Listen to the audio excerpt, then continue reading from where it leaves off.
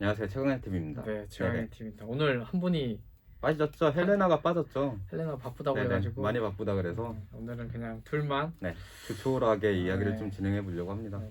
뭐 오늘 그동안 뭐 혹시 있었던 일이나 이슈 같은 거 좀 있으세요? 생각나는 거? 일단은 야구를 워낙 좋아하니까 저도 야구 네. 좋아하죠. 야구가 개막을 했죠. 그리고 올해는 SSG가 이제 야구에 참전을 하면서 SK가 인수됐죠. 예, 정용진 회장이 워낙에 이제 이슈물을 많이 하시는 제게 뭐 총수다 보니까 그래서 그런 것들에 대해서 재밌는 스토리가 많이 이제 양산이 됐고 한편으로 최근에 그 전용진 회장이 네. 신동빈 회장 도발하는 거 보셨어요? 아, 예. 얼마 전에 이제 롯데하고 LG 경기였죠. 잠실에서. 그때 이제 신격호 전 이제 롯데 회장이 돌아가시면서 아드님이 이제 신동빈 회장한테 이제 구단주를 맡았으면 좋겠다 유언을 하셨다고들 해요. 그래서 이제 올해 처음 구단주를 맡으면서 신동빈 회장이 이제 처음으로 구단주로서는 처음으로 이제 야구장을 방문했는데 그날 4대0으로 깨졌죠. 그렇죠. 롯데가 7회 그냥 가시고. 네, 가시고 그날 그 LG 구단주 분하고 KBO 전 총재님까지 오셨다 그러는데 7회 그냥 가시고 처참하게 깨졌습니다. 뭐 스코어는 4대0밖에 안 나오긴 했는데 이러니까 약간 스포츠 중계 아나운서 같은 느낌이긴 한데 그 와중에 이제 SK 구단주님께서 그쵸? 신세계죠. SSG 구단. 네. 그쵸. 신세계 구단주께서 그 와중에 뭐 동빈이 형 야구 안 좋아하는데 내가 이렇게 액션 취하니까 네. 왔다 하면서 야구 좋아하는 사람이면 팀이 져도 끝까지 볼 텐데 7회에 갔다 동빈이 형 야구 좋아하는 거 아니다. 왜 이제서야 왔겠냐 하면서 그래서 동빈이 형 내가 이러는 거 싫으면 안 할 거다. 근데 내가 이래야지만 뭐 이슈도 생산이 되고 상생의 길로 가지 않겠냐라고 말씀을 하셨죠. 맞는 말인 것 같아요. 약간 재밌게 만들어지잖아요. 그러니까 이 상황이 구단주끼리 막 서로 하면서 유통 라이벌 하면서 그쵸. 원래 라이벌 같은 게 있어야지 좀 상승하는 게 많잖아요. 요즘에 안 그래도 KBO 인기가 좀 많이 떨어져 있는 상황이었는데 사실 롯데 입장에서 얘기를 해도 우리나라에 손꼽히는 인기 구단이긴 하죠. 롯데가 부산을 연고로 두고 있기 때문에 최근에 조사한 걸로는 인기 구단 1위로 롯데가 지금 됐어요. 뭐 랭킹 1, 2, 3위 안에 꼬박꼬박 끼던 구단인데 워낙 이제 부산이 야구의 도시다 보니까 엘롯기. 근데 이제 부산이 이제 그 롯데가 성적이 안 좋았죠 최근에. 그러다 보니까 뭐 시들시들하고 이슈거리도 없었는데 사실 롯데 입장에서 봐도 상대팀의 구단주가 그렇게 도발을 해서 이슈가 생산이 된다는 거는 도움이 될 거라고 봐요. 어쨌든 그리고 리테일 유통업계 이제 라이벌이기도 하고 얼마 전에 그래서 SSG가 이제 개막하면서 이마트 그 4일간 대박 세일했죠. 그때 롯데도 이제 이틀인가 3일간 이제 그 창립기념일 맞춰서 세일을 했다고 하는데 재미들이 있었어요. 근데 보니까 살짝씩 SSG가 먼저 시작하고 도발하고 해서 그쵸. 자기가 먼저 하고 했다는 거를 좀 어필을 하면서 살짝 우위를 점하려고 하는 전략을 계속 쓰는 것 같아요. 근데 지금까지는 누가 봐도 우위를 점하고 먼저 있어요. 이렇게 먼저 다가가고. 다가가고 얘기를 하고 있고 세일도 사실 이마트가 처음에 지금 현재 이제 이마트 대표님이 앉으면서 살짝 안 좋았죠 실적이. 근데 이제 뭐 실적이 안 좋았던 매장 폐점하고 뭐 매각하고 그리고 이것저것 그 마케팅도 많이 하고 하시면서 그리고 코로나 시국도 겹쳤죠. 그러다 보니까 이제 이마트 매출이 작년 한 해 역대 최고치 기록했다라는 기사까지는 접했는데 이런저런 호재들은 많아요. 그리고 가뜩이나 워낙에 이제 총수가 정윤정 회장 자체가 워낙에 그 이슈몰이를 하시는 분이기 때문에 스타 CEO이기 때문에 그리고 이제 그 와중에 이제 지금 야구 리그 이제 순위가 엄청 접전이잖아요. 물론 역대급이에요. 아직 한 20경기밖에 하진 않았지만 이런 순위가 있었던 적이 있었나 싶을 정도로 지금 1위부터 꼴찌까지 격차가 3게임 반, 4게임 뭐 지금 4경기 차이 나요. 그 정도 날 거예요. 조금 전에는 1등부터 꼴찌까지 막 2경기 차이 나고 그랬었는데 최근에 어제 기준으로 하나가 이제 단독 꼴찌를 하면서 뭐 팬들한테는 하나 팬들한테 죄송하지만 뭔가 역시 갈 곳을 찾아가는구나 뭐 이런 말도 있고 그럼에도 불구하고 지금 원래 하나가 엄청 꼴찌 후보였는데 엄청 선전하고 있고 전체적으로 순위가 엄청 접전이다. 이게 종합적으로 보면 일단 그 시즌 전에 최약체로 꼽혔던 한화하고 약팀으로 분류가 됐죠. 그 삼성의 약진이 두드러지고 있는 상황이고 그리고 SSG가 추신수 선수 영입하고 뭐 최주환 선수 FA로 영입하고 하면서 전력은 좋아졌는데 투수진이 사실 불확실한 면이 있었어요. 그래서 이제 SSG도 중위권 싸움에 뭐 중위권에 포함되지 않겠느냐라는 전망들이 많았는데 지금 단독 1위. 네, 지금 단독 1위고 하다 보니까 이게 재밌는 요소들이 많아지면서 초반 리그가 혼전 양상입니다. 역대급 혼전 양상이에요 지금. 뭐 아무튼 올해 야구가 뭐 팬들의 인기는 좀 지금까지는 줄었다고 뭐 그런 얘기가 많은데 아무튼 좀 끝까지 네. 봐봐야 될 것 같긴 해요. 가뜩이나 뭐 요즘 관중 입장도 뭐 맞아요. 축소가 됐고 네. 하다 보니까 더 그런데 뭐 각 구단들 작년 한 해 적자가 심각했다라고 하죠. 맞아요. 근데 어쨌든 글쎄요, 이걸 위기를 기회 삼아 KBO 쪽에서도 새로운 마케팅에 대한 부분들을 활로를 좀 계속 모색을 해야 되지 않나. 지금 볼 때 사실 리그가 흥행 요소들도 지금 어느 때보다도 더 많이 갖고 있는 그러니까요. 상황이고 네. 팬들이 관심 가질 만한 이야기들도 많이 이제 생산이 되고 있거든요. 그러다 보니까 지금은 KBO 쪽에서만 잘하면 뭐 관중 동원의 관중 동원을 통한 이익은 이제 창출하기는 좀 어려울 수는 있겠지만 새로운 것들을 조금 찾아갈 수 있지 않을까 생각은 합니다. 아무튼 네. 코로나가 문제인 것 같아요. 코로나가 잘 끝나서 그게 제일 문제예요. 네, 우리도 관중도 힘들고 나도 줄고. 힘들고 너도 힘들고 다 힘든데 음, 제발 끝났으면 좋겠어요, 진짜. 네. 아 그리고 지금 국내 야구가 나와서 그러는데 메이저리그에 간 우리 한국 선수들 그쵸. 많잖아요. 네. 김하성 선수도 이번에 갔고 양현종 선수도 이번에 결국 MLB 데뷔하고 데뷔했죠. 류현진 선수는 워낙 뭐 잘하고 있고 팀 내 에이스로 뭐 네. 아니 팀 분류되고 내가 있습니다. 아니고 그냥 미국 메이저리그에서도 탑 정도 되고 있던 탑 수준으로 인정을 받고 있는 상황이죠. 사실 구속은 메이저리그 기준에선 빠르지 않은데 워낙 그러니까. 제구력하고 커맨드가 좋다 보니까 최근에 그리고 김광현 선수도 엄청 잘 던져가지고 그래서 총 4명이죠 빅리거가 지금 우리나라가. 근데 이제 빅리거가 4명인데 지금 동시에 다 잘했던 케이스가 지금 제 기억에는 없는 것 같아서. 그렇죠. 이 정도는 네. 뭐 진짜 예전에 뭐 박찬호 선수 막 경기 뛰면은 전 국민이 응원하는 느낌이었는데 요즘에는 또 많아져가지고 사실 박찬호 선수 있을 때 당시에도 한국인들이 꽤 있었어요. 송승준 선수하고 롯데 지금 가 있는 김선우 선수도 있었고요. 봉중근 지금으로 해설위원 하시던 전 LG 소속이었던 봉중근 선수도 메이저리그에 있었고. 근데 이제 그분들 같은 경우는 마이너리그를 거쳤죠. 그렇죠. 마이너리그 기간이 더 길었고 메이저에서 잘 하시간에 하셨는데 눈에 띄는 성적을 남기지를 못하셨다 완전 보니까 주전급은 아니긴 그쵸. 했죠. 그러다 보니까 머릿속에는 이제 박찬호 선수만 남았는데 지금은 좀 양상이 다릅니다. 네 그쵸. 선수 다 빅리그 데뷔를 했고 나쁘지 않게 네. 하고 있어요. 양현종 선수 같은 경우는 데뷔 전부터 강렬한 인상을 심어줬고 역시. 네. 그래서 사실 양현종 선수 같은 경우는 이제 예전에 한번 포스팅에서 입찰을 실패를 했었죠.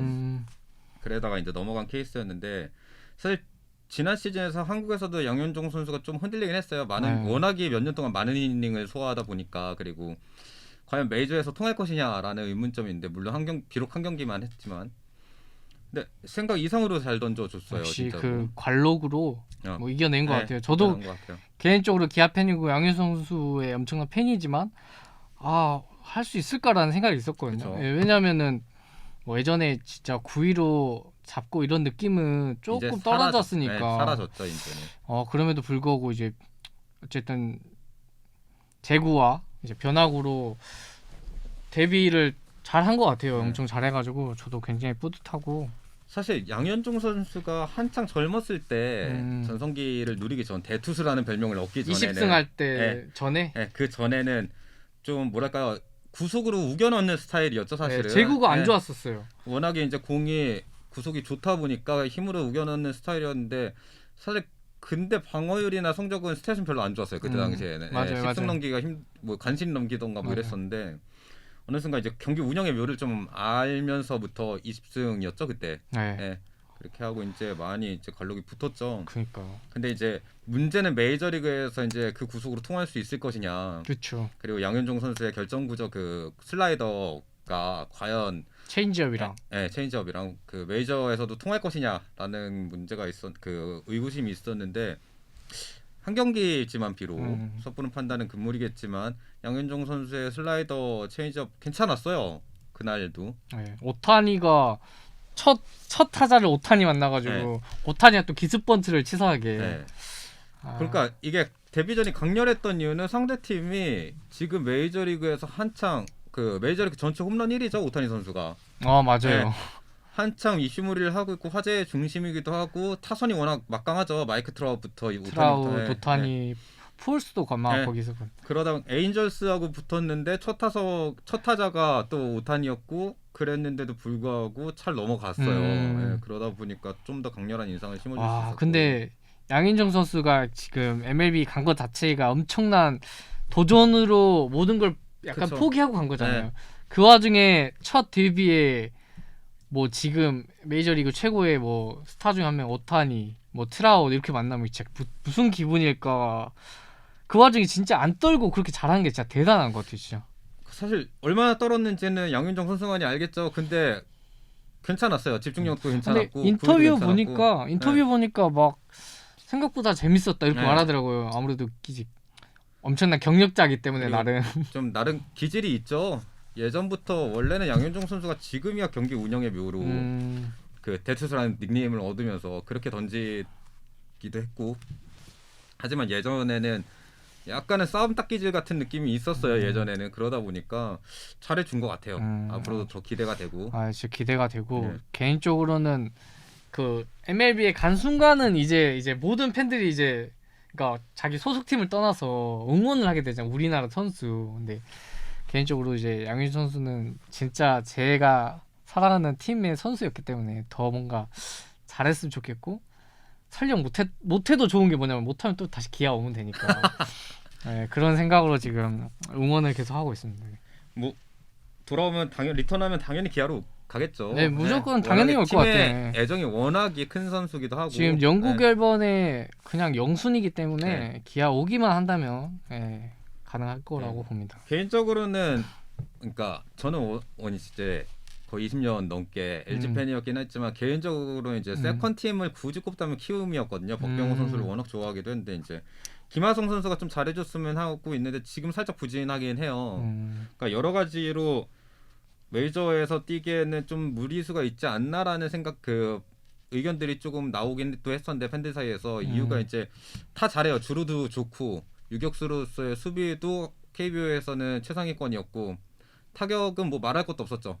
타격이 진짜 최고였죠. 근데 이제 과연 메이저리그 수준에서 그게 얼마나 통할 것이냐라는 그 의구심이 있었는데 지금은 조금 흔들리고 있긴 합니다. 이게 타격이 문제인 거. 네, 고정되어 있는 것도 아니고 이제 플래툰 시스템이 아마 적용이 되고 있는 걸로 알고 있는데 투수에 따라서 이제 자원놀이 하죠. 사실 미국이나 우리나라 똑같은데 이게 본인 실력으로 입증을 해줘야 돼요. 이거는 어쩔 수가 없는 문제죠, 사실은. 그래서 김하성 선수가 조금 더 좀 힘을 내줬으면 하는 바람도 있고. 적응기이기 때문에. 네, 적응기이기 때문에 사실 우리나라 선수들이 그래서 이제 계약이 중요하다고 했던 게.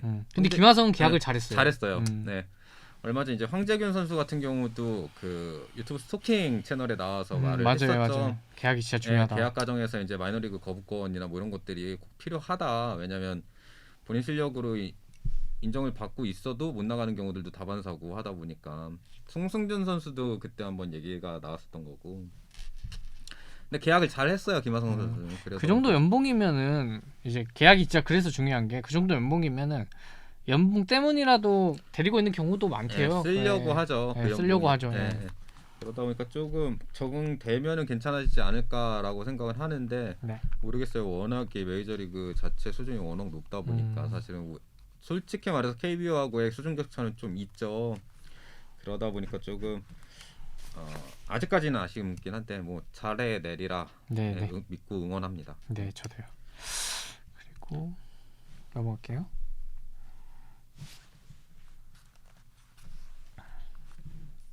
이건희 회장 얘기 하나 할까요? 그리고 지금 그 고 이건희 회장의 상속세죠? 유산이 지금 뭐 막 뜨고 있는데 12조라고 저는 들었거든요. 엄청난 금액입니다. 와, 12조. 요즘 최근에 저희 최강일 TV 그 1회차에서 오늘 2회차 촬영하기 전까지 사실 약 한 달 정도 기간 동안 생각보다 더 꽤 많은 일들이 있었어요. 근데 그쵸. 이제 가장 최근에 이슈화가 됐던 거는 삼성과 고 이건희 회장의 유산 상속 문제였죠. 아, 종합적으로 말하면 상속세가 12조 원에 이른다고 합니다. 이게 우리나라 한 해 총 상속세 규모가 3에서 4조 원이라고 해요. 근데 이번에 이건희 회장 상속세만 그 유산에 대한 상속세만 12조, 우리나라 한 해 총 유산 상속액의 3, 4배에 이르는 액수고 전 세계적으로 봐도 말도 안 되는 금액이겠죠. 예. 유례가 없을 정도의 액수라고 합니다. 이게 조 단위는 네. 조 단위는 진짜 이게 조 감이 안 와요. 이게 얼마나 큰 돈인지 감이 안 올 뿐더러 근데 제가 좀 놀랬던 거는 이 12조라는 금액이 그 이건희 회장의 재산 중에 한 60% 정도가 육박하는 금액이래요. 네. 아니 근데 재산의 60%를 이렇게 원래 이렇게 내는 건지 제가 잘 몰라가지고 아니 근데 뭐 아무리 그래도 60% 가까이를 상속세로 내야 된다? 이게 모르겠어요. 맞는 건지 저는 잘 모르겠어요. 그래가지고 왜냐면 60%라는 게 반절 이상을 세금으로 낸다는 그쵸. 건데 뭐 물론 나라에 따라서 더 많은 금액을 세금으로 내는 나라도 있는데 이게 맞는 건가요? 제가 진짜 몰라서 그래요. 글쎄요, 이게 의견이 분분하죠. 저도 그러니까요, 개인적인 입장에서는 과연 이렇게까지 내는 게 맞나 싶기도 한데 사실 저도 이제 정확하게 아는 입장은 아니다 보니까 근데 일단 이번에 상속이 되는 유산의 대부분이 그 주식 보유량이에요. 네, 주식 보유량이고 사실 삼성과 지배구조가 이제 이건희 회장 총수일가에 집중이 되어 있는 상황이죠. 그러니까 주식 보유량이 그만큼 많았다라는 얘기고. 그래서 네. 아니 제가 최근에 봤는데 그것 때문인 것 같아요. 주식 때문인 것 같아요. 왜냐하면 대출을 받아서 상속세를 내야 된대요. 그러니까 대출을 받아서 상속세를 낸다? 왜냐하면 주식이 이제 현금은 아니니까 현금으로 내야 되니까 막 그런 식으로 되는 것 같긴 그러니까 이게 한데 그 얘기가 있었죠. 과연 지금 현재 보유하고 있는 주식을 처분해서 현금화한 다음에 상속세를 낼 것이냐 말 것이냐라는 얘기들도 있었고. 그건 좀 그러면 그 총수가의 삼성에 대한 지배 구조가 약해지기 때문에 그쵸. 그런 것도 있었고 그리고 이제 그 12조라는 금액 자체가 워낙 크다 보니까 아무리 재벌가라고 할지라도 그래서 이제 분할 납부가 결정이 됐죠. 매년 5년인가요? 6년 거치로 분할 납부가 진짜. 결정이 됐고. 이거 좀 약간 어떻게 보면 막말이긴 한데 그 대기업이나 이런 분들 탈세를 왜 하려는지 알 것 같아요.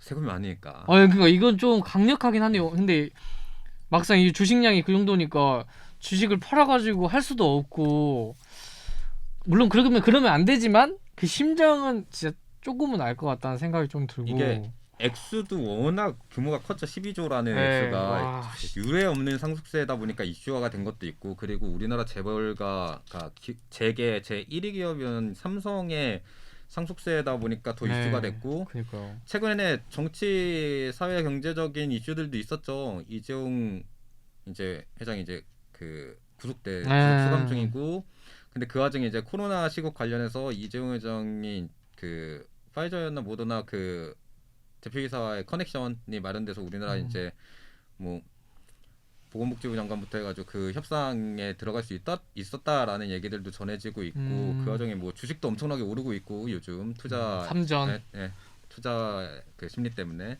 그러다 보니까 최근에 말 나왔던 게 이재용 사면에 대해 관련된 이야기들도 나왔었고 그리고 얼마 전에 정치계 이슈도 있었죠. 그 보궐선거, 그 정부 여당이 참패했던 이런 것들이 맞물리면서 사실 삼성에 대한 응원론이 급격하게 부상을 했어요. 그러다 보니까 이게 과연 합당한 상속세냐라는 부분에 있어서 말들이 많죠. 그렇죠. 왜냐하면 이제 아무리 대기업이긴 한데 이제 삼성이라는 게 상징성이 좀 있잖아요. 대한민국에서는.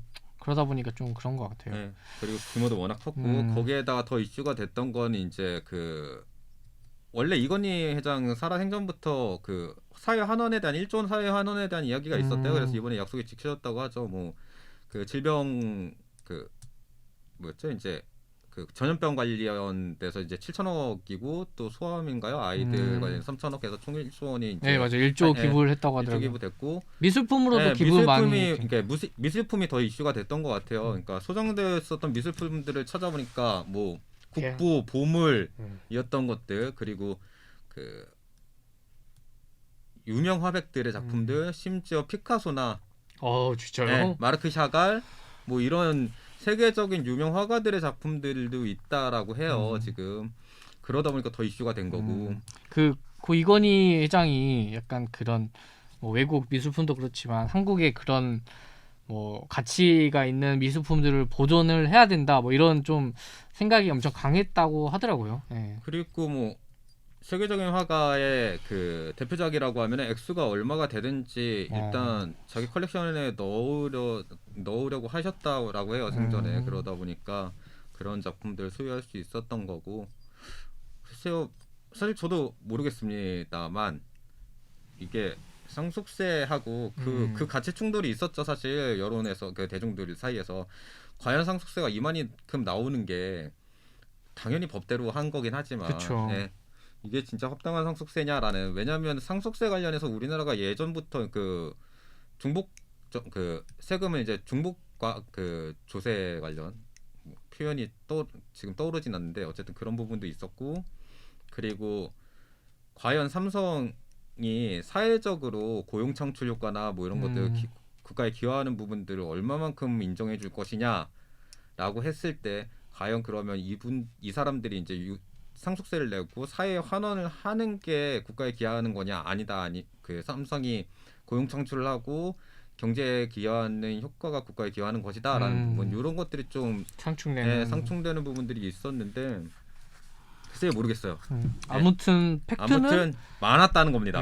엄청나게. 규모가 뭐 12조 원이라고 돼 있는데 막 전체 막 하면 뭐 15조 규모가 된다니까 아무래도 뭐가 맞다 아니다를 떠나서 좀 이슈가 되는 것 같긴 해요. 금액이 너무 크니까. 말도 안 되는 금액이 나온 거죠. 사실 그래서 금액이 너무 크다는 게 팩트고, 그래서 이슈가 된 거고, 그래서 사람들이 관심을 가질 수밖에 없었죠.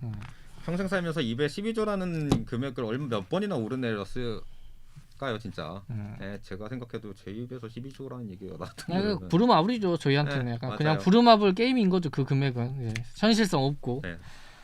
그래서 뭐 그런 부분의 이슈도 있고, 최근에 이슈들이 워낙 많긴 하죠. 정재계, 뭐 스포츠, 뭐 문화 관련해서도.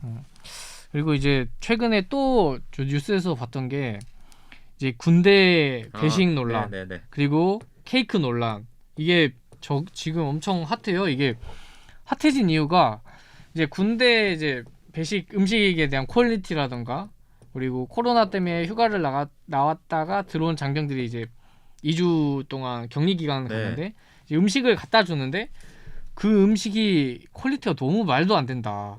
그리고 원래 군대에서는 생일자 케이크 나와요. 15,000원 상당의 케이크 나오는데 뭐 빵 하나 해가지고 케이크 이렇게 빵 하나 주는 느낌. 그러니까 뭐 과거부터 군 비리 막 그런 말들이 많았어요. 막 돈을 이렇게 빼돌린다 뭐 이런저런. 근데 최근에 또 지금 진짜 최근에는 진짜 이런 게 없었던 것 같은데 이런 게 터져가지고. 근데 여기서 더 문제가 뭐냐면 그 병사가 그거를 찍어서 커뮤니티에 올린 거잖아요. 근데 그 병사를 징계를 주고 누가 했냐 막. 그러니까 군대에서 이제 잘못한 걸 따지지 않고 그거를 올리고 하는 거를 색출하려는 그런 느낌이 더 커가지고 더 한 번 더 이슈가 됐던 것 같아요. 이게 되게 황당한 뉴스 중에 하나였죠. 사실은 우리나라 대한민국에 사는 남자라면 누구나 가져야 되는 국방의 의무고, 원해서 가시는 분들은 없을 거라고 생각을 합니다. 진짜로. 거의 없겠죠 뭐. 나 군대 간다. 우와, 드디어 가는구나. 뭐 이러시는 분들은 없을 거라고 생각을 해요. 씨발 군대 가네? 이렇게 될 거니까. 근데 막상 의무를 지기 위해서 군대 왔는데 그 기본적인 권리잖아요, 사실. 그리고 기본적으로 마땅히 받아야 되는 지원이기도 한데 이게 이런 식으로 나와버렸다는 거 때문에 이제 큰 논란이 됐던 거고. 논란을 그 대처하는 자세도 잘못됐어요. 약간. 뭐 물론 이제 병사가 그런 것들 사진 찍어서 공개적으로 이제 올렸다는 게 그것도 뭐 잘못됐지만 군대 뭐 정보 보안 부분이라든지 뭐 이런 것들에 있어서 문제가 됐다고 하면 분명히 징계는 받아야 됩니다. 근데 그 일 전에 한번 돌이켜 봐야 되는 건 과연 이 병사에게, 그것도 격리 기간 중에 병사에게 밥에다가 김에다가 그 깍두기 몇 개였나요? 그렇게 그 밥을 그렇게 주는 게 말이 되나? 사실 재소자들한테도 이렇게 안 줄 거예요 아마. 그러니까 요즘 시대에 이런 거는 진짜 드문데 그렇죠. 충격적이긴 하더라고요.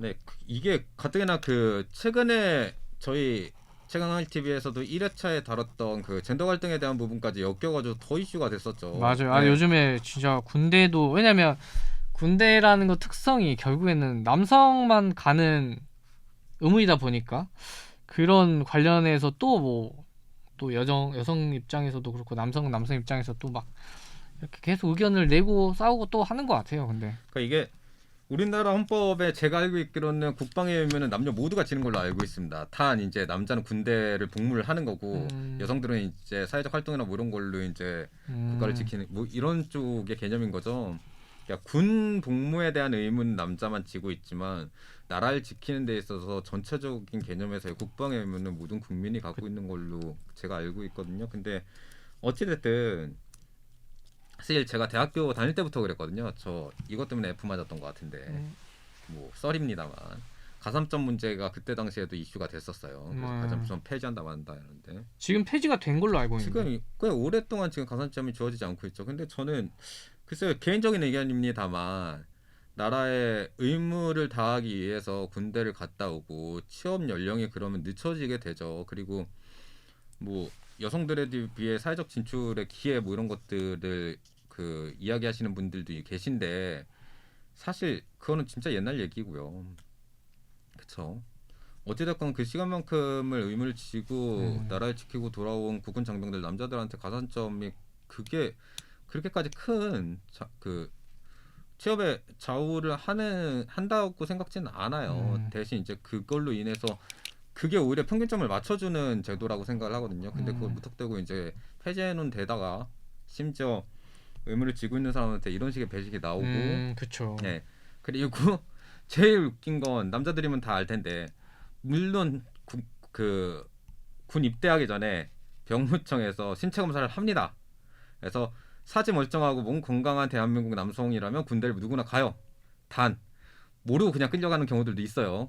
네, 조금 불편하지만 뭐 거기 기준에 부합하지 않아서 그냥 군대를 가게 되는. 그래서 등급도 1, 2급, 3급까지가 현역 가나요? 네. 네.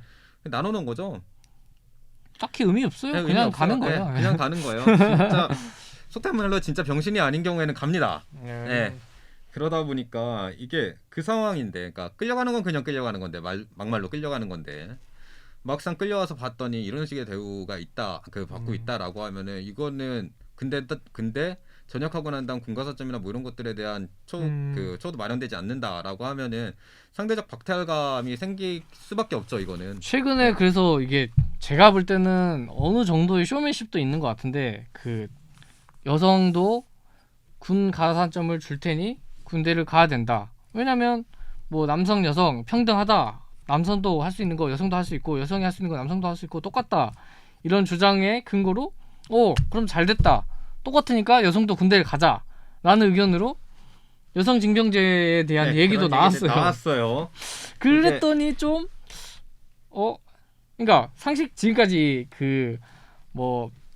평등을 주장하던 분들의 생각으로는 뭐 당연히 그러면은 맞아 여성도 남성도 똑같고 하기 때문에 갈 수 있지라고 해야 되는데 막상 여성도 군대 간다고 하니까 약간 한 발 빼는. 네, 보통 한 발 빼면서 말씀하시는 게 이제 세금 문제도 있고 그럼 생리 때 혹은 임신 여부 그때는 어떻게 할 것이냐 휴가 뭐 이런 것들 말을 하는데 뭔가 착각을 하시는 게 군대는 의무고요. 군대를 가게 되면 일반 남자들 같은 경우에 아프다고 해서 휴가 내보내주지 않습니다.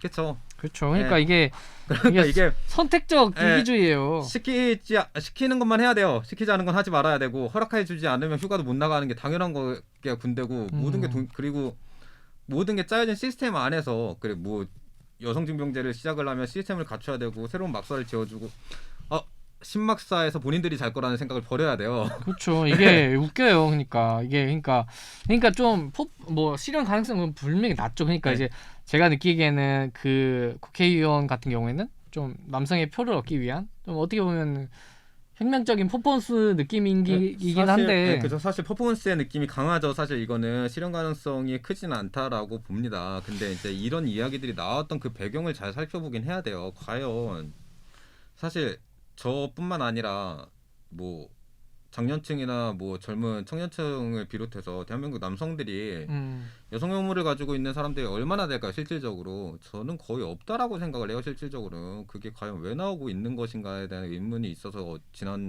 저희 지난 회차에서도 그 부분에 있어서 잠깐 다뤘었고, 더불어 사는 사회고 그거를 정상적인 사람이라면 모두 다 인지하고 있는 상황에서 남성들이 과연 여성 혐오적인 사상을 가지고 있을까? 아니라고 봐요. 그거는 일부 극단적인 생각을 갖고 있는 분들에 있어서 잘못 양산되는 인식이라고 생각을 합니다. 그러다 보니까 그리고 그 남성들이 여성 혐오를 하는 부분은 진짜 그 극단적인 분들 한해서지 남성이 왜 여성을 혐오해요? 여성도 남성을 혐오하지 않죠. 용어적인 부분도 정리를 할 필요가 있다라고 생각해요. 개인적으로는 그건 여성 혐오가 아니죠. 잘못된 생각을 갖고 있는 사람들에 대한 혐오죠. 혐오라기보다는 약간 뭐랄까 배척 뭐 이런 느낌으로 가야 되는 거죠. 이게 근데 이거를 프레임을 씌운 거죠. 사실 일반화 시켜버린 거죠. 그러다 보니까 최근에 젠더 갈등 문제가 계속적으로 불거져 나오고 있는 거고, 그러다 보니까 정치권에서도 일종의 퍼포먼스식의 여성정병제라는 얘기까지 나오고 있는데, 이거는 이런저런 문제들이 지속적으로 발생하는 거면 사실 그런 게 있잖아요. 직장 생활을 하다 보면 한 사람이 계속 직장을 계속 옮긴다고 합시다. 처음에는 얘들이 문제야, 고용주가 문제고 사람의 문제고 나는 잘못한 게 없는데 얘들 때문에 그만뒀어라고 하는데, 이분이 계속 5, 6, 7곳을 옮기면서 계속 그런 부분 때문에 일찍 퇴사를 한다고 쳐요. 그럼 과연 똑같은 잘못이 계속적으로 불거져 나올 때는 당사자에게도 문제가 있다라는 거를 생각해 보는 게, 스스로 생각해 보는 게 상식적인 일반적인 사람의 생각 원리예요. 근데 이게 안 되고 있다는 거죠. 극단적인 부분, 그 생각을 갖고 계신 분들 같은 경우는 최소한 이 정도의 생각 원리는 작동은 해야 되는데 이것조차 안 되고 있다는 게 좀 안타까운 현실이긴 합니다. 최근에 좀 이제 뭐 마지막으로 정리할 겸 하는데, 좀 안타까운 거는 과거에는 이런 뭐 극단적인 성향을 가진 사람들이 막 목소리를 내도 뭐야 저게 약간 무시하는 경향이 없지 않아 있었는데, 최근에는 이 그 많은 남성들도 이거를 그냥 두고만 보진 않다는 거죠. 그러니까 그 남성들도 어느 정도 단합이 되고, 제가 생각할 때는 이번 서울시장 결과도 어느 정도 이게 반영이 됐어요. 남성분들이 특히 2030 뭐 남성들이 과거에는 좀 관심 없었는데 좀 똘똘 뭉치게 되었다. 왜냐면 너무 계속 좀 심각한 극단적인 프레임을 씌우고 이런 부분들에 대해서 좀 똘똘 뭉쳐서 오히려 이쪽에서도 이제 반대로 그 극단적인 여성들을 막 뭐 커뮤니티 상에서 공격하기도 하고, 그러니까 이런 좀 전쟁 같이 된다는 게 이게 좋지 않은데, 이게 사실 오늘 촬영에서 이제 조금 잠깐 다루려고 했었던 그 부분이기도 한데, 얼마 전에 서울시장 보궐선거하고 부산시장 보궐선거가 열렸죠. 두 분 다 성추행 사건으로 인해서 한 분은 안 좋은 결말을 맞으셨고 한 분도 이제 시장에서 이제 물러나신 분인데, 그러다 보니까 보궐선거가 열렸고, 뭐 투표가 이루어지기 직전부터 선거 활동 때부터 어느 정도 전망이 나왔던 부분이긴 했지만, 그 생각했던 것보다 더 압도적으로 야당의 승리로 끝났죠. 단 한 곳도 여당의 표를 가져간 곳이 없었습니다. 네. 그러다 보니까 근데 이제 그 핵심이 20대 30대 남성층의 몰빵이 나왔죠, 표가. 근데 이게 끝나고 난 다음에 여러 가지 분석들이 나와요. 뭐 2030 남자들이 그 진보 성향에서 보수 성향으로 돌아섰다. 왜냐면 현 문재인 대통령이 당선될 때 가장 주 핵심 지지층 중에 하나였기 때문에 20, 30대 젊은 그 지지 세력 그 층이, 그러니까 진보에서 보수로 돌아섰다라는 얘기도 있고, 뭐 진보 관련 샤이 진보 이런 얘기들도 나왔죠. 선거 때 이제 서울시장 보궐선거 그 유세 기간 동안 그 여권에서는. 근데 이제는 차이가 아닌 것 같아요. 네, 근데 제 개인적인 생각에는 여기에서 말하고 싶은 건 사실 선거 결과가 나온 다음에 과연 이게 보수 진보 정치적 성향의 문제냐 아니라고 보거든요. 그것도 있어요. 네, 20대 30대는 지금 현재 최대한 합리적인 생각으로 자신의 이익을 대변해줄 수 있는 사람들을 선호하고 지지하는 경향들을 보입니다. 이거는 정치적으로 보수적이다, 진보적이다라는 성향은 떠난 문제라고 생각을 해요. 왜냐하면 사회적인 부분들이 분명히 있었고, 그런 식으로 그것들이 더 가속화됐고, 그리고 단적인 예로 이게 적절한 예가 될지 모르겠는데 과거에 지금의 40, 50대가 주축이 그 20대, 30대를 이뤘던 과거 시절에는 그분들이 자라나면서 존경할 만한 사회적 인물로 정치권이나 이제 종교 지도자 뭐 이런 분들이 꼽혔죠. 네. 분명히 그러다 보니까 그분들의 정치적 성향에 좌우되는 경향들도 분명히 있었을 거예요. 근데 지금의 현 20, 30대 같은 경우는 존경하는 인물의 상당수를 차지하는 게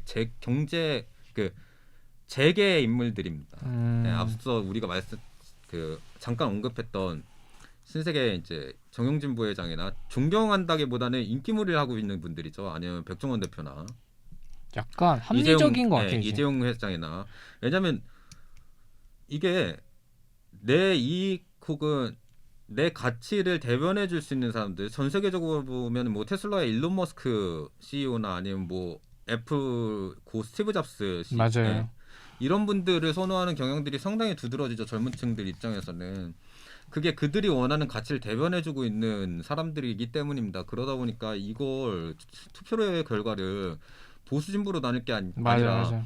어쨌든 20, 30대도 나이가 들어가면서 기득권 세력으로 올라갈 것이고 나이가 보면서 이제 그 똑같은 그들이 겪어왔던 것들을 다른 젊은 세대들이 대체하게 될 거는 당연한 거예요.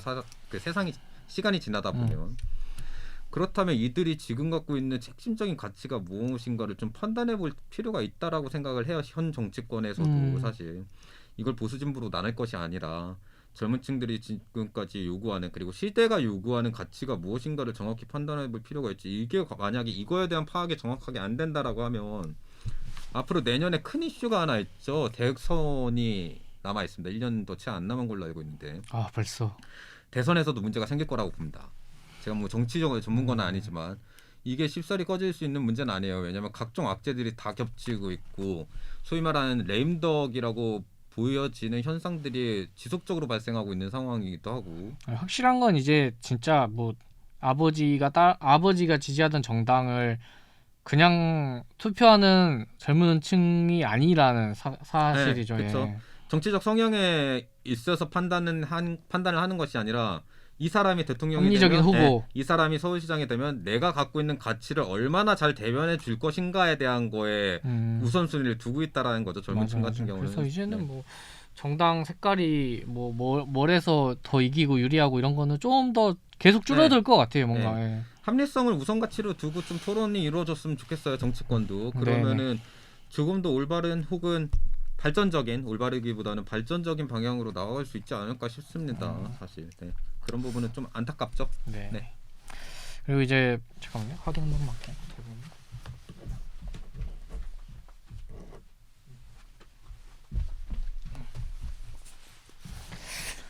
그리고 좀 국가적으로 어떻게 보면 좋은 일 중 하나인데 최근에 이제 윤여정 선생님이 아카데미 시상식에서 여우 조연상 좀 계속 난리예요. 근데 이게 그런 시상을 하신 것도 하신 건데 영어를 너무 잘하시고 패션도 뭔가 멋있으시고 그래가지고 더 뭔가 약간 좀 워너비 스타 같은 느낌이 최근에 보고 있어요. 깜짝 놀랐는데 지그재그라는 그 패션 플랫폼이 있습니다. 맞아요. 젊은 층 네. 패션 마켓이잖아요. 네, 지그재그라는 그 플랫폼의 그 주 타겟 성향이 원래는 10대에서 맞아요. 20대 초반까지거든요. 네. 근데 그 배우들. 광고를 윤여정 선생님께서 찍고 계셨더라고요. 광고 모델로. 맞아요. 네, 그래서 깜짝 놀랐어요. 그 댓글 보니까 지그재그가 아니까 말씀하셨다시피 10대 20대 좀 어린 층의 플랫폼인데 갑자기 뭔가 명품이 된 기분이다, 느낌이다, 뭐 이런 막 얘기도 하고. 이게 잘 생각하셔야 되는 게 그렇다고 해서 지그재그의 사업 방향성 타겟을 확장하겠다는 얘기가 아닙니다. 얘들은 분명히 윤여정 선생님이 지금 세대를 아우르는 영향력을 그만큼 가졌다라고 판단을 한 거예요. 이쪽 광고주 입장에서도. 이미지 하나로 가져온 것 같아요. 근데 사실 그게 맞죠. 네, 어린 친구들 입장에서도 윤여정 선생님에 대한 영향이 지금 급격하게 올라가고 있는 상황이고 예능에서 보여줬던 모습이 이번에 아카데미 시상식 맞죠? 네, 아카데미 시상식 그 여우조연상 수상을 통해서 더욱더 두터워졌다라고 생각을 해요. 지금까지 보여왔던 모습이 맞아요. 뭐랄까 시크하고 쿨하고 멋있고 그 나이에서 보기 힘든 패셔너블한 모습, 트렌디한 모습 그리고 시크하고 쿨하고 그러니까 약간 그 권위주의적인 모습이 없으셨죠 지금까지 보여준 거예요. 실제로 뭐 인간적으로 알고 있는 상황이 아니기 때문에 미디어에서 보여주는 모습만 가지고 판단하긴 해야겠지만 그런 모습들이 없으셨죠 거의. 그러다 맞아요. 보니까 원래도 이제 어느 정도 젊은 층에서 인기가 많으셨던 분인데 아, 이번 수상을 통해서 좀 더 그 팬층이 두터워지셨죠. 말하는 것도 엄청 네. 매력 있으시고 네네. 재밌으시고 해가지고 뭐 인터뷰마다 지금 화제가 되고 있어요. 네. 뭐 최근에 인터뷰 국내 인터뷰였나요? 그 유튜브 인터뷰였던 것 같은데 그 저기는 뭐 설계위에서 영어를 배우는. 익히셨고 영어 촬영하면서 좀 더 배웠다. 나 영어 잘하는 거 아니다라고 말씀하셨어요. 그러니까 근데- 그렇게 말하는 게 더 멋있어요. 네. 뭔가. 근데 그 인터뷰 내용들을 잘 들여다 보면 사실 자신의 생각을 다른 나라의 언어로 그 자주 사용하지 않는 익숙하지 않은 언어로 자신의 생각을 정확하게 전달하고 표현하는 것 자체도 힘든 일인데 거기에 순간순간에 위트까지 그니까요. 섞으시면서 이제 인터뷰를 진행을 하셨어요. 그런 것들 때문에 참 대단하다 싶은 거고 대단하신 것 같고 진짜 멋있는 것 같아요. 그래서 인터뷰들이 계속 화제가 되고 있죠. 나오는 발언마다 요즘 계속 화제가 되고 네. 있는 상황입니다.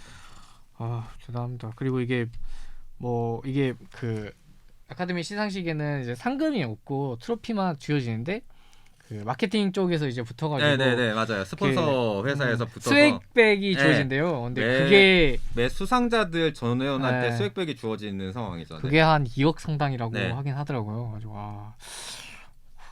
각종 옷하고 가방 뭐 이런 것들 다 근데 솔직히 이제- 그건 명예니까 네, 그게 명예- 금액보다는 진짜 아무튼 또 뭐 최근에 뭐 봉준호나 뭐 BTS 뭐 손흥민 이외에 그래도 뭔가 세계적으로 저희 나라 배우이자 사람이 또 이런 좋은 일이 있어가지고 사실- 좋은 것 같아요. 그 국가적 신임도 국가의 위상을 올리는 거는 그 정부가 나서서 한다고 해서 잘 될 수 있는 건 아니죠. 그렇죠. 근데 이제 지원을 해주면서 이제 좀 더 그 뿌리를 갖고 나가야 되는 게 맞는 건데 사실 최근에 몇 년 동안 국가의 위상과 신임도를 올려준 거는 정치 지도자나 종교 지도자 뭐 혹은 이제 이런저런 것들이 아니라 그렇죠. 사회 문화 맞아요. 예술 혹은 스포츠 스포츠. 스타들이 해줬죠. 손흥민 선수도 그렇고 BTS죠. BTS 그 봉준호 감독님 뭐 이번에 윤여정 선생님까지 그리고 그 조금 더 이전에는 뭐 김연아 선수도 있었고요. 이런 것들을 볼 때 우리나라의 국가적인 그 글로벌 시장에서 국가 경쟁력은 저는 아직도 뭐 국뽕에 취해서 하는 얘기가 아니라 사실 인구가 얼마 되지도 않잖아요. 끼케야 그쵸. 5천만도 안 되는 나라에 조그만 나라에서 대단한 거죠. 자원이 안 나오다 보니까 사람에만 집중해야 되는데 그놈의 사람조차도 풀이 한정된 이놈의 조그만 나라에서 세계 시장에서 이렇게까지 활발하게 활동하고 인정받고 그 활동을 통해서 국가의 신임도 위상까지 올려줄 수 있는 분들이 지속적으로 꾸준히 배출되고 있다는 거는 우리나라가 아직까지는 잠재력이 충분하다고 믿고 싶어요. 저의 입장에서는. 근데 이제 이거를 국가적인 부분에 있어서 얼마만큼 합리적인 부분에 있어서 지원을 해주고 이렇게 올려놓은 국격을 위상을 깎아먹지 말아야 되잖아요. 근데 오히려 반대로 가고 있는 모습들이 그 정치계에서 좀 보인다는 게 오늘 계속 정치권에 대한 안 좋은 이야기를 계속 저도 모르게 하게 되는데 어쩔 수 없습니다. 보여지는 게 현실이다 보니까 그런 부분이 또 한 번 말씀드리지만 참 안타까운 현실이에요, 사실. 네. 남들이 다 올려놓으면 평균 점수 계속 깎아먹고 있는. 안타깝네요. 네, 그리고 그 와중에 또 이거는 뭐 이거 어떻게 해야 될지 모르겠는데 그 석현준 선수가 이게 그렇죠. 병무청장이 지금 고발을 했어요. 네. 여권 무효화 됐고 그 병역 거부가 되고 있죠 지금. 네. 그러니까 한마디로. 근데 이제 석현준 선수한테 뭐 소명의 기회를 6개월 동안 줬대요. 근데 네. 뭐 아무 말도 하지 않고 뭐 그 와중에 석현준 선수가 막 거기 해외에 나가서 잘하고 있냐? 뭐 그것도 아니에요. 뭐 부상도 있었고 그쵸. 심지어 코로나도 한 번 걸렸어요. 네네네. 그리고 뭐 심지어 프랑스 2부 리그에서 뛰고 있고. 근데 이제 아무 말도 안 하고 이제 얘기를 하면 되잖아요. 뭐 언제까지 이행을 하겠다 이런 얘기를 하면 될 텐데 그냥 아무 말도 안 하고 과거에 이제 헝가리 영주권을 취득했었고 그때도 이제 논란이 엄청 됐었죠. 병역 때문에 그런 거 아니냐 했는데 뭐 아니라고 했었고 근데 지금 또 좀 잠수를 타고 있어요. 그래서 어쨌든 병무청장은 고발 조치를 했고 뭐 석현준 선수는 계속 아무 말도 없는 상태고. 석현준 선수는 축구를 오랫동안 보신 팬분들이라고 하면은 충분히 기억하고도 남을 이름입니다. 사실 왜냐면 국가대표로도 네. 많이 뛰었으니까. 어렸을 때부터 타고난 피지컬을 중심으로 해서 진짜 뭐 손에 꼽히는 유망주였고요. 성인이 되고 나서도 성인 무대에서도 해외로 되게 일찍 나갔어요. 그리고 고생도 참 맞아요. 많이 한 선수긴 해요. 피지컬과 잠재력은 인정받아서 해외로 나갔는데 그러니까 겉으로 보는 피지컬은 좋은데 잠부상이 워낙 유리몸이라고 하죠 쉽게. 석현준 선수 같은 경우는 유리몸이고 그리고 사실 그 기간들이 계속 반복되다 보니까 기량이 이제 성장할 수 있는 시기를 놓쳤고 지금에 머무르게 됐는데 어쨌든 우리나라에서는 국가대표까지 한 선수입니다. 그러니까 제가 볼 때는 그 포텐을 터트리지 못했잖아요. 한 번도 진짜 제대로 터트리지 못하다 보니까 자기가 계속 미련이 생겨서 이런 거 그쵸. 아닌가 싶긴 한데. 석현준 선수에게도 병역 의무의 그 면제 혜택을 받을 수 있는 기회들이 충분히 많았어요. 올림픽 대표라든지. 네. 하지만 못했죠. 네. 쟁취하지. 쟁취하지를 못했죠. 그 손흥민 선수나 박주영 선수처럼 그렇죠. 쟁취하지 못했죠. 뭐 추신수 선수처럼. 쟁취하지 못했죠. 그거는 뭐 본인 입장에서는 그 시기에 뭐 부상도 있었고 기량이 떨어졌던 것도 폼이 분명히 떨어졌던 것도 있었고 했는데 어쨌든 운동선수 입장에서는 부상 관리나 폼 관리는 본인 스스로가 해야 된다고 생각을 해요. 냉정한 그리고 말이긴 어쩔 수 하지만 없잖아요. 뭐. 그게 선수로서는 당연히 해야 되는 덕목이고 덕목 중에 하나고. 근데 어쨌든 그거는 안타깝긴 하지만 스스로 기회를 놓친 건 분명한 사실이고. 그러면은 그게 전혀 상관이 없어요. 네, 그렇게 되면 이제 병역의 의무는 대한민국 남자라면 누구나 지켜야 될 약속이고 네. 가치입니다. 근데 이거를 이제 그러니까요. 특별한 사유 없이 지속적으로 지금 계속 병역 의무를 미이행하고 있는 상황에서 연락까지 두절됐다는 거는 사실 이건 피해갈 수가 없어요. 그러니까 이게 그래서 최근에 뭐 유승준 사건도 그렇고 이슈가 없었던 것도 아니고 국가적으로 이제 그것을 얼마나 이제 중요하게 생각하는지 본인도 알 텐데 왜 이러는 건지 잘 모르겠어요. 그냥 대놓고 병역 의무를 이행하지 않기를 마음먹은 것 같기도 해요.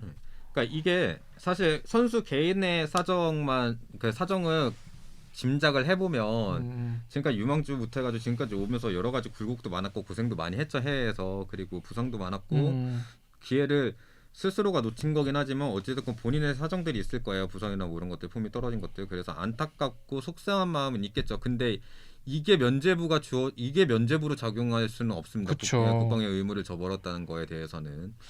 제가 볼 때 미련이 지금 강한 것 같아요. 미련이 강한 것 같아요. 제가 봐도. 근데 이거는 뭐 어떻게 커버할 수가 없어요. 네, 이거는 석현준 선수가 조금은 생각을 바꿨으면 좋겠어요. 인생의 축구 선수로 내 한 평생을 살면서 축구 선수로서 살아가는 인생은 잠깐 한순간입니다. 이게 미련을 둔다고 해서 해결되는 것도 아니고 시간이 가면서 나이가 들면 결국은 은퇴하는 시기도 다가오고 지금 그 기회를 잡을 수 있는 능력도 냉정히 말해서 안 되죠. 그리고 나이도 많이 찼고요. 그러면 이제 30이라서 지킬 건 지키고 가야죠, 사실은. 근데 이거 왜 그런 거 같냐면 지금 군대를 어쨌든 지금 형사고발 들어왔어서 군대만이 문제가 아니고 이 법적인 절차도 지켜야 돼요 또. 네. 그러다 보면은 뭐 군생활 2년 가까이 하다 보면은 32, 3이에요. 그러면 이제 축구 선수로 사실상 끝날 수도 있는 거예요. 물론 뭐 어떻게 관리하냐에 따라 다르겠지만 그러면 이제 진짜 뭐 앞으로 축구를 할 수가 없단 말이에요. 그러다 보니까 지금 미련을 엄청 가지는 것 같긴 한데 지금 큰일이 났습니다 지금. 선수 본인은 간절했겠죠. 지금까지 선수 생활을 하면서. 근데 사실 뭐 조금은 저도 안타깝게 생각을 하고 있지만 이 부분은 석현준 선수가 하루빨리 정상적인 방향으로 커버를 해줄 수 없다는 점. 이거는 면제부가 절대 될 수 없다는 점. 그런 부분들은 개인의 사정이지 그걸 면제부 삼을 수는 없다라는 점. 그리고 냉정하게 보여주면 석현준 선수가 국가대표까지 했던 선수긴 하지만 실질적으로 오랜 시간 동안 기대치에 부응을 못했어요. 그래서 더더욱 소위 말하는 까방가운이 없습니다. 없는 상황에서 런한다?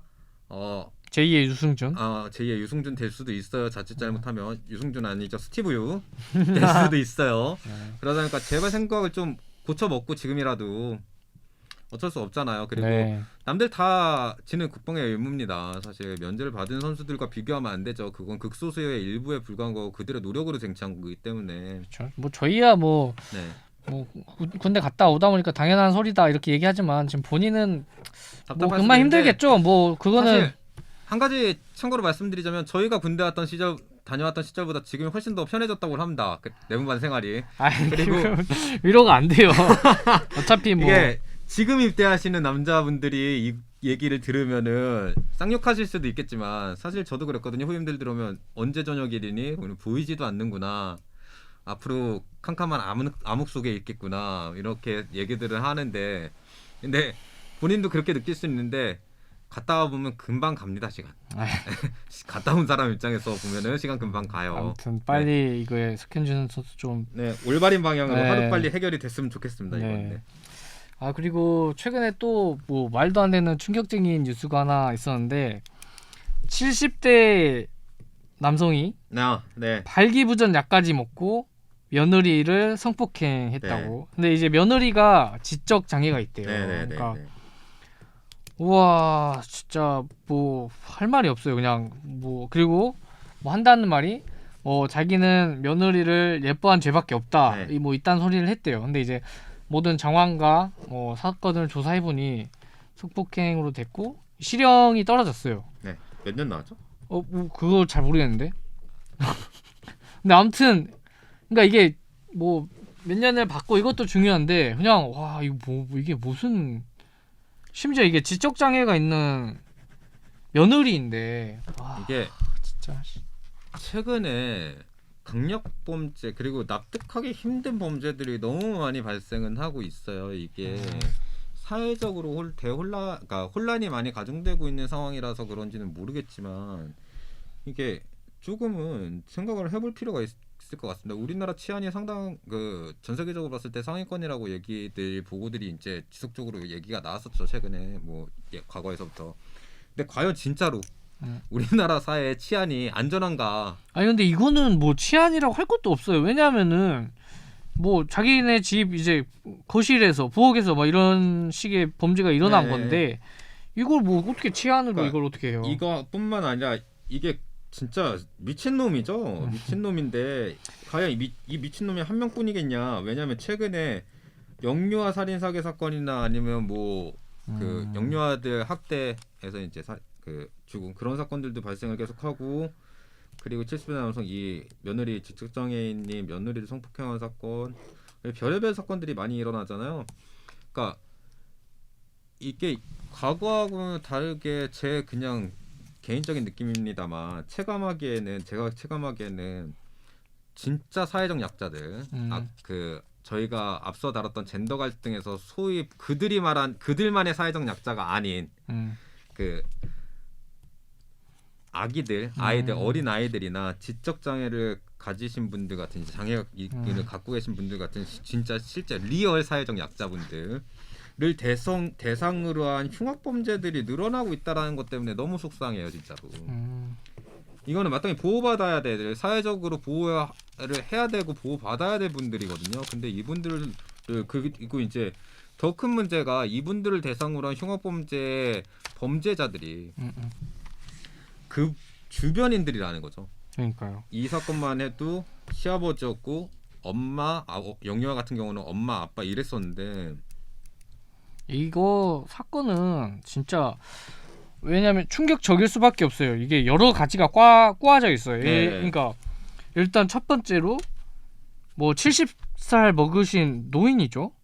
이분이 이제 성폭행 했다는 것도 놀라운데 심지어 며느리야.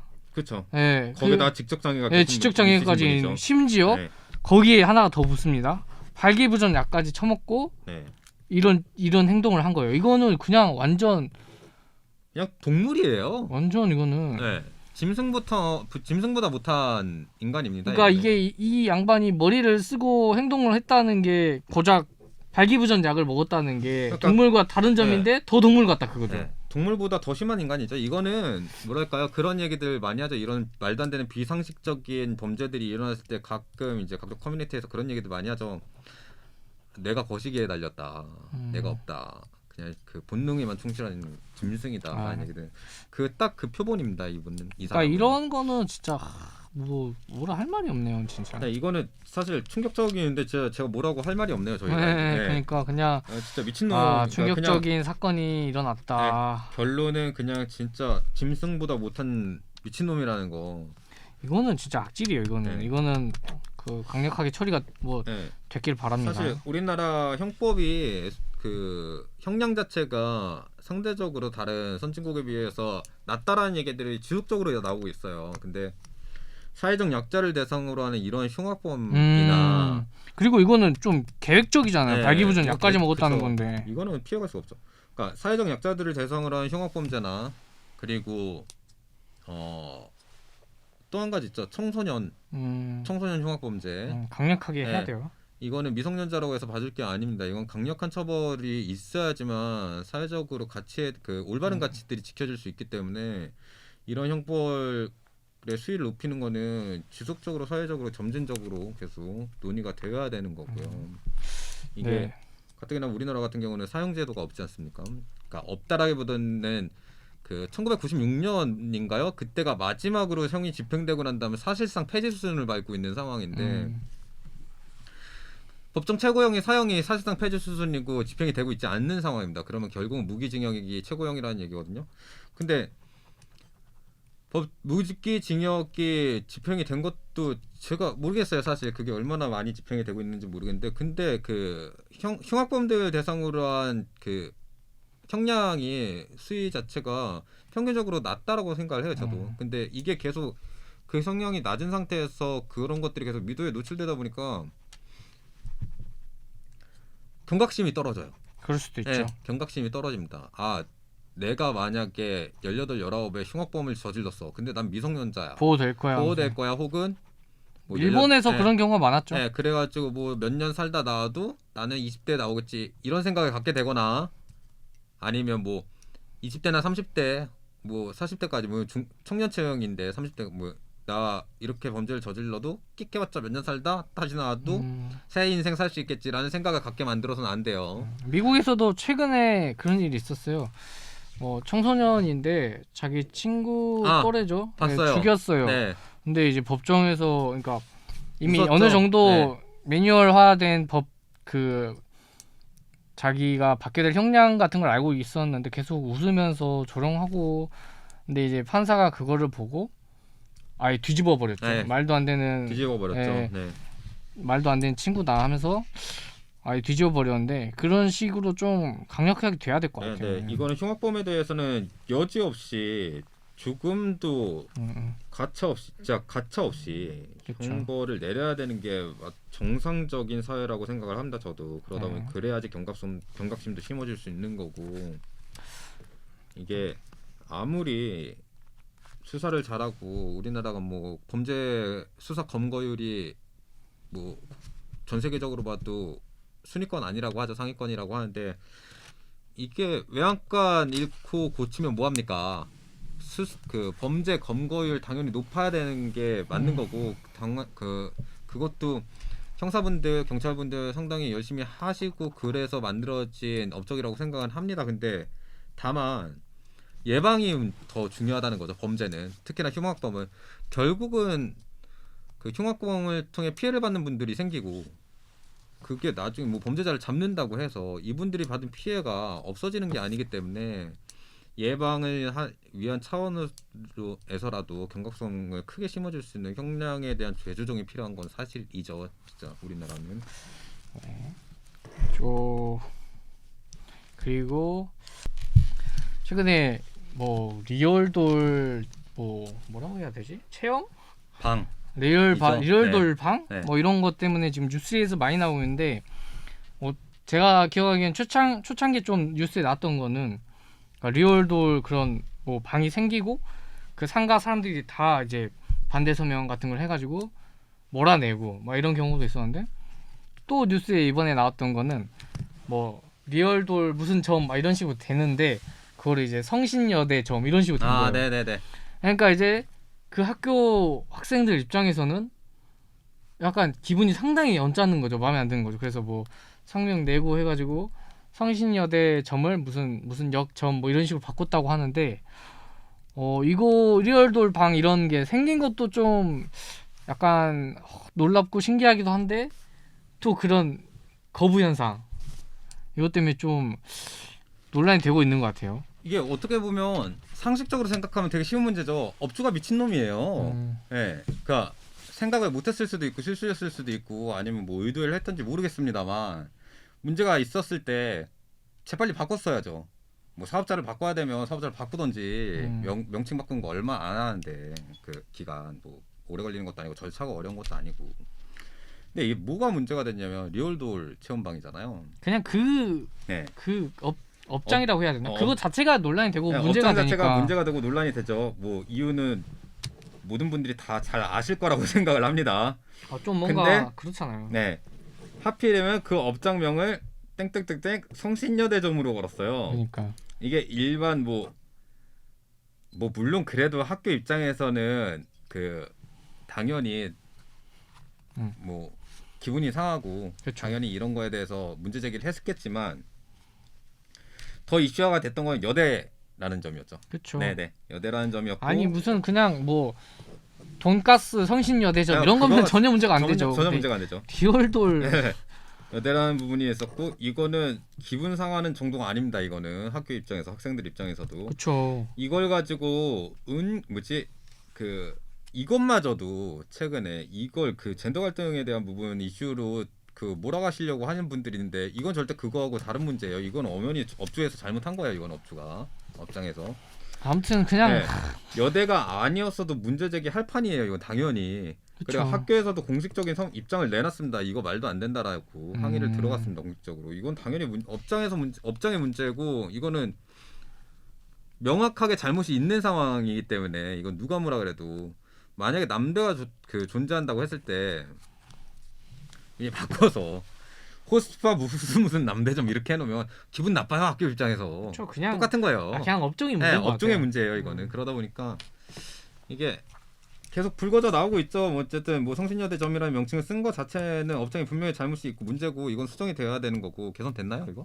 저도 끝까지 그 지점명을 바뀌었어요. 뭐 성신여대점이 아니고 도남점인가 뭐 무슨 역 뭐 이런 식으로 네. 아무튼 점이 바뀌었는데 아무튼 이거 리얼돌 관련해서 문제는 이 업장 자체 업종에 문제가 있습니다. 이거는 처음에 들어올 때부터 이슈가 됐었고 그쵸. 여러 가지 문제점들이 있어서 이걸 과연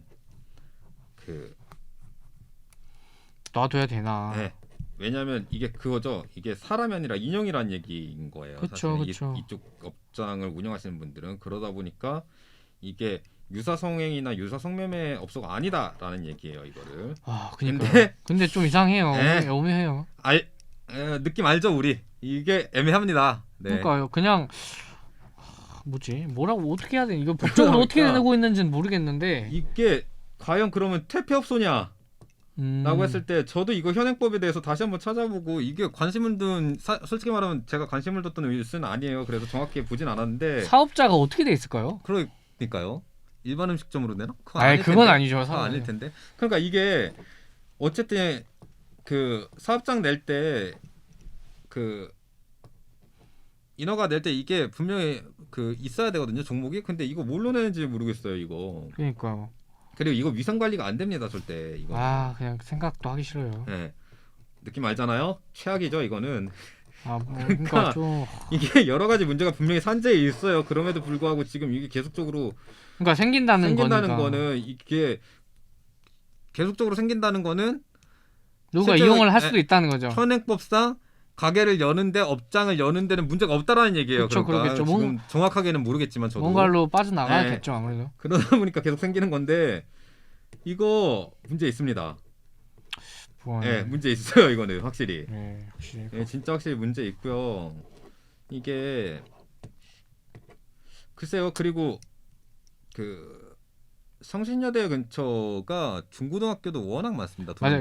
동이. 최초에 제가 말씀드린 것도 아이들이 많은 뭐 네. 학원가 이런 쪽이었는데 그 건물에 그게 들어온다고 해서 뭐 부모들이 난리 치고 막 이랬던 걸로 알고 있어요. 그 주변이 성신여대를 뿐만 아니라 성신여대만 있는 게 아니라 성신초 여중고가 다 있고 각종 초등학교, 중학교, 고등학교가 워낙 많은 학군 그 몰려 있는 지역이다 보니까 여기 있는 학생들이 학교 끝나면 다 여기로 와요. 아 그러니까 이게 근데 여기에서 이 상황에서 여기에 지금 이런 업소가 들어선다고? 야 이거 솔직히 허가내주지 말았어야지. 그러니까 이게 허가를 못 내줄 수는 없겠죠. 왜냐면 뭐 이게 합당한 법적인 그게 없을 테니까. 퇴폐업소는 당연히 허가가 안 되고요. 그리고 네. 우리나라 형법상 그 미성년자들, 그러니까 학생들이 많이 있는 학원가 주변, 학교 주변 반경 얼마까지는 허가가 안 나는 업종들이 있어요. 근데 제가 볼 때는 사업장을 좀 뭔가 이런 걸로 할 것 같아요. 이게 약간. 현행법상 이게 막아지지가 않는 걸 같아요. 이게 그런 것 된다라고 같아요. 하면. 그런 것 그럼 같아요. 이거 빨리 처리했었어야지. 왜 이사단을 만들어 항상. 처리해야죠. 항상 우리나라 이상하게 이사단을 만듭니다, 진짜.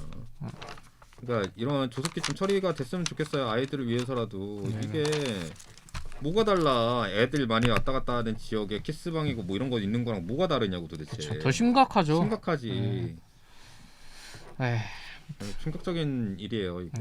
어쨌든 이런 문제가 발생하지는 않았으면 좋겠어요. 더 이상 다른 일 찾아보시길 바랍니다. 제발 업주분께서는.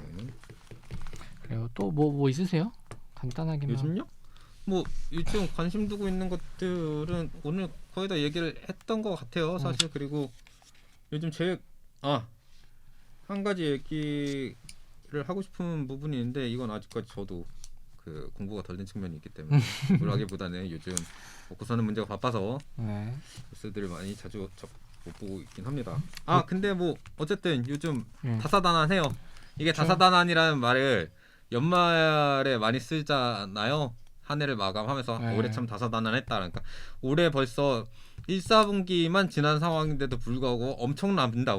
2021년 진짜 역동적이에요. 근데 그것도 있는 것 같아요. 예전에는 뭔가 약간 뭐 스포츠, 연애, 예능 뭐 이런 좀 그냥 유쾌한 재미 위주의 뭐 컨텐츠라든지 이런 쪽만 이제 눈에 들어가고 그랬었는데 뭔가 요즘에 또 뉴스도 뭐 전통적인 뭐 TV 9시 뉴스 이런 느낌보다는 그렇죠. 뭐 SNS나 유튜브로도 이게 확산이 많이 되다 보니까 자연스럽게 뭐 이런 이슈나 좀 사회적인 얘기들, 뭐 정치적인 얘기들도 나이가 들어서 좀 더 들어서 그런 걸지 모르겠는데 관심도 많이 생기는 편인 것 같고 눈에 들어오는 것 같아요. 그래서 뭐 찾아보려고 본다기보다는 와 저런 일이 있었나 하면서 자연스럽게 눈에 가는. 예.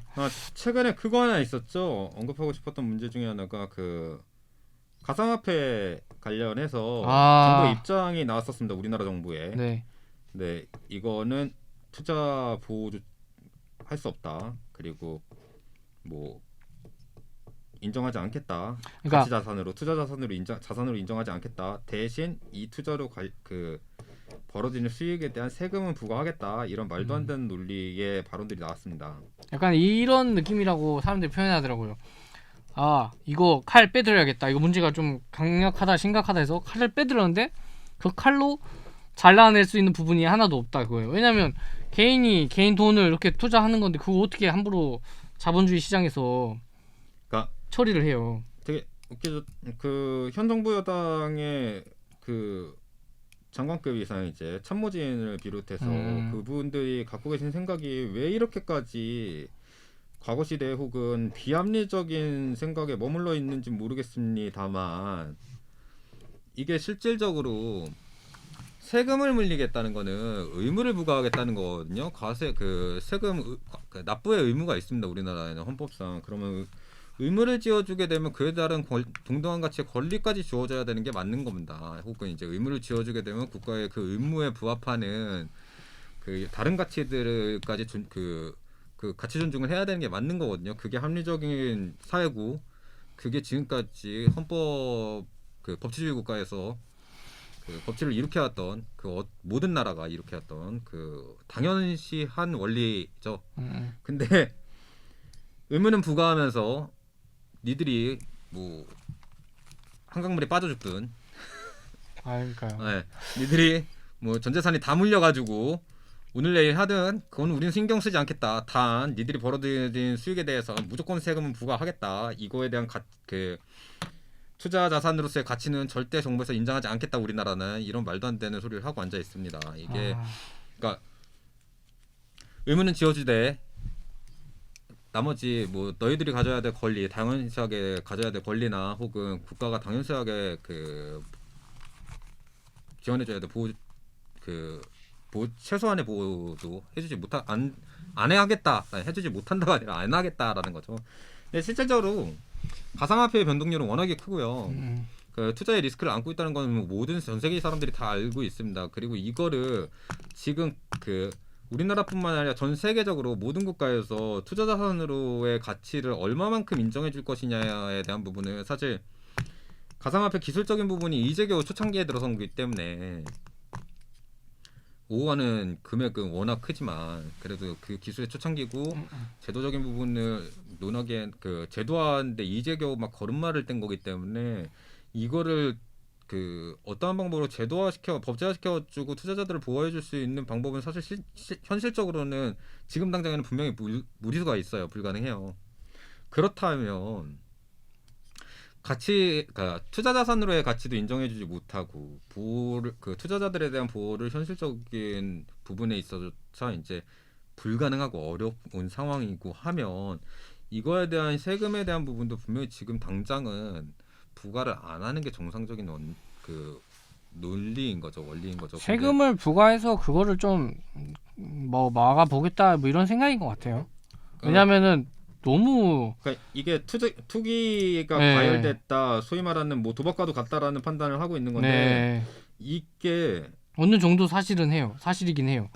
그쵸. 이게 변동률이 초단위로 이루어져 있다 그쵸. 보니까 그리고 오고 간 그러니까 주식 시장은 장이 마감이 됩니다. 마감이라 그쵸, 중마감이 있어요. 이건 24시간 돌아가기 때문에 뭐 눈 돌아간 사람들은 네. 새벽 내내 보고 있다니까요. 잠도 못 잔다는 분들이 계세요. 이게 네. 잠자는 시간에 갑자기 오르고 내릴까 봐. 그러니까요. 네, 근데 이게 사실 여기까지 오기까지의 과정을 한번 돌이켜 볼 필요가 있거든요. 맞아요. 네. 가상화폐 투자는 최근에 투자를 많이 하고 있는 연령층이 보통 20, 30대 젊은 층입니다.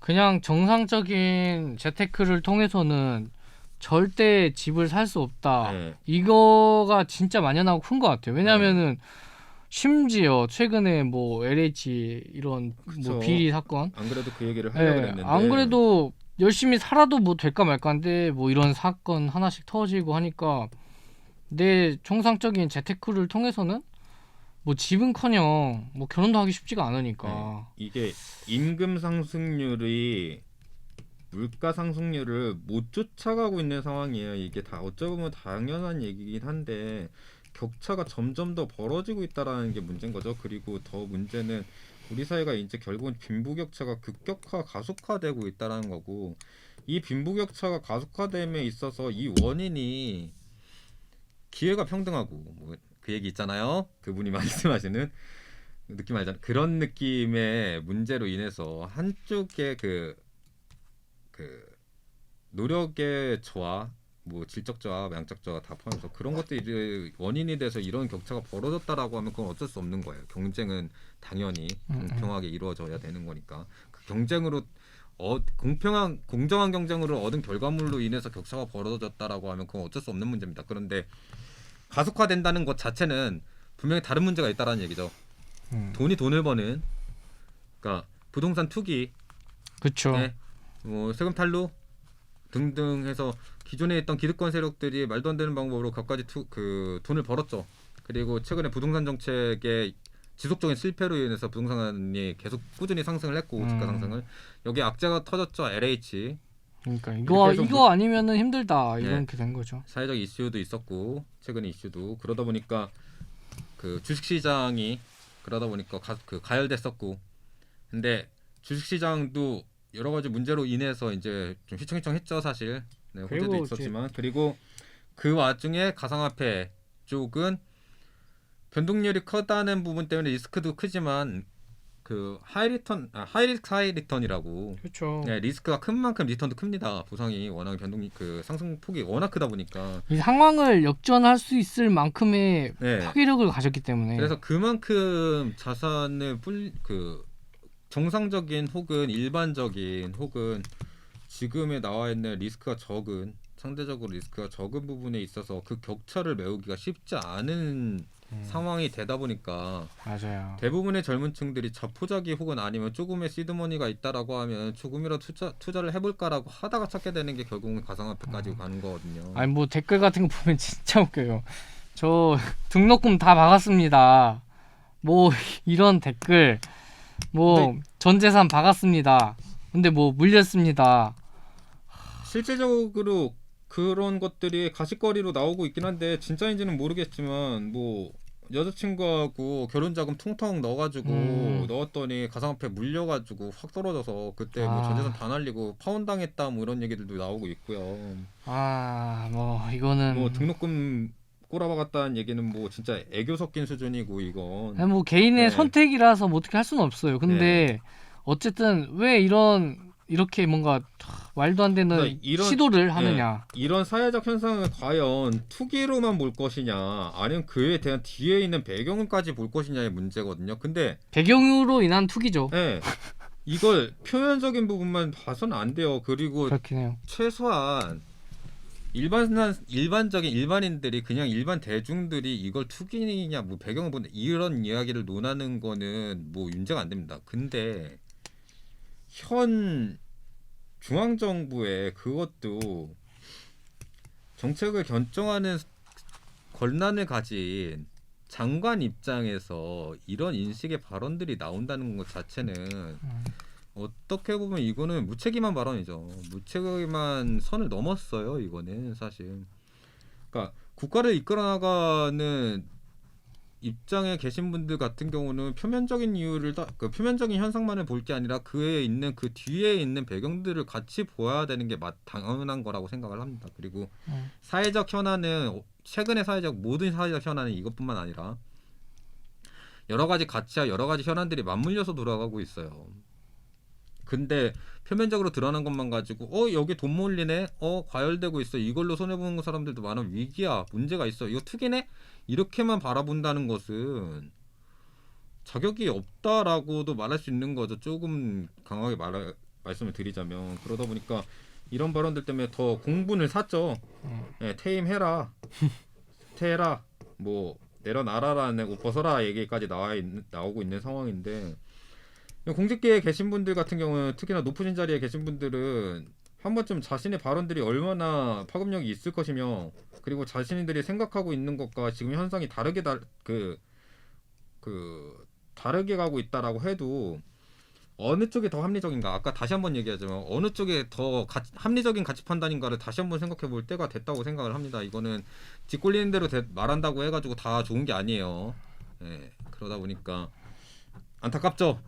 몇 번이나 안타깝다는 얘기를 하는지 모르겠지만 안타깝습니다. 그러니까 근본적으로 물론 이게 투기성으로 하는 분들이 대다수여가지고 문제가 있긴 해요. 근데 이제 근본적으로 왜 이런 투기성 코인이 사람들을 열광하게끔 했는지, 이런 이유는 이제 되짚을 필요가 있다. 네, 그리고 개인적으로는 이 가상화폐 관련해서 향후 조금 더 시간을 봐야 된다고 생각합니다. 전 세계적으로. 그럼요. 이게 아직 저주권에 들어오고 정비가 되고, 그리고 과연 이게 투자 자산으로 혹은 실질적으로 아직은 아니에요.